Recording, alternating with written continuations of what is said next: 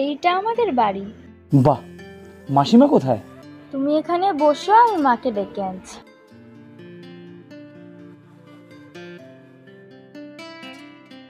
মা, এ হলো শিবু। তুই?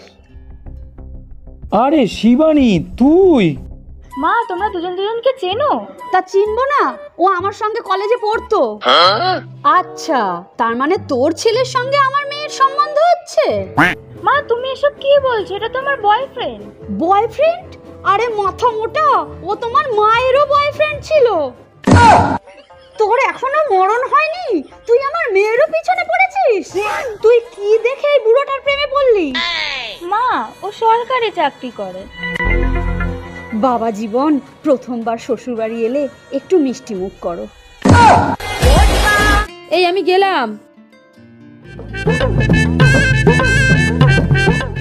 এই তুমি অধিকারীদের বউ না? হ্যাঁ, অধিকারী বাড়ির ভিতর থেকেই তো বের হচ্ছে। শুনলুম তুমি নাকি চাকরি পেয়েছো? হ্যাঁ, পেয়েছি, এই 1 মাস হলো। হ্যাঁ, সে ভালো কথা, কিন্তু তোমায় আমি দেখেছি তুমি সন্ধ্যের পরে বাড়ি ফেরো। তা ভদ্র ঘরের মেয়ে বউরা কি সন্ধ্যের পরে রাত করে কেউ কখনো বাড়ি ফেরে?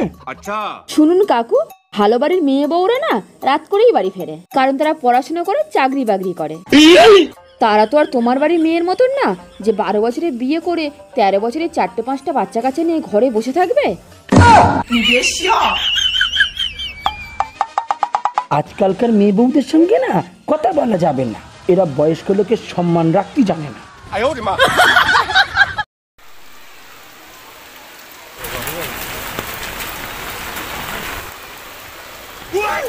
ভাগ্য ভালো রে, ছাতাটা ভেজে নি।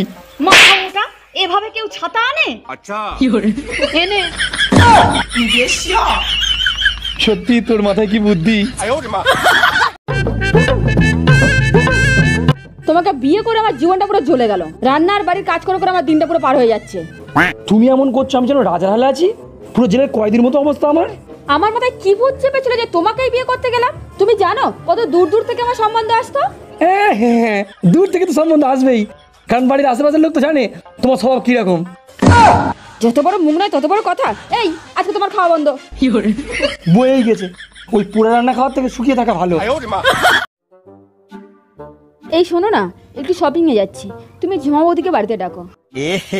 रहा नहीं जाता।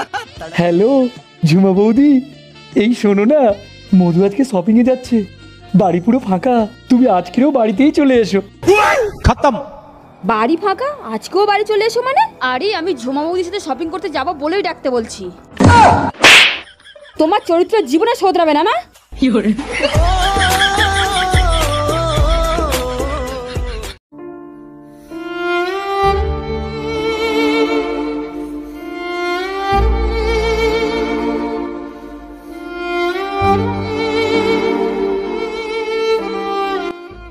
ও দাদা, দাদা হ্যাঁ বলুন দিদি। আপনি কিছু খেয়েছেন? না, আমি 3 দিন কিচ্ছু খাইনি। 3 দিন কিছু খাননি? আর এই যে বৃষ্টি হচ্ছে, বৃষ্টিতেও এখানে পড়ে আছেন? এখানে ছাড়া কোথায় যাব বলুন, আমার তো কোনো ঘর নেই। 3 দিন কিছু না খেয়ে অসহায় ভাবে এখানেই বৃষ্টিতে পড়ে আছেন? সত্যি মানুষ কত অসহায়। এ নিন হাত পাখা।